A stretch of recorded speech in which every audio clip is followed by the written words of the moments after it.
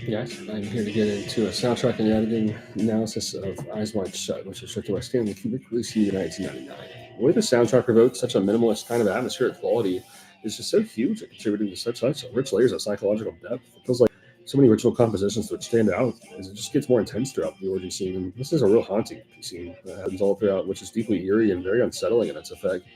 The soundtrack isn't really honest. It's just rather kind of heightened silence and kind of feels like everything's implied rather than seen, which is a very powerful kind of way of original filmmaking from Kubrick's angle, which really improvised the weight.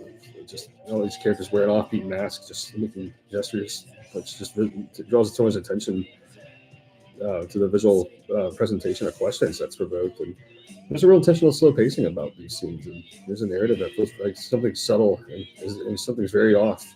This makes Tom Cruise's journey feel like an internal kind of subconscious exploration, which this kind of allows every moment in the scene to organically breathe at its own slow-paced rhythm, and subtle tension is generated. This is one of the most richly suspenseful films and dreamy atmosphere. There's so much visual symbolism and such a detail-oriented project, which literally reveals itself as more upon every single viewing. Like no matter what, there's always new elements that are conveyed. One of the subtle, just beautiful looking films, and surreal and hypnotic, which just makes it strangely very addictive to just rewatch and just consistently dive into over and over again.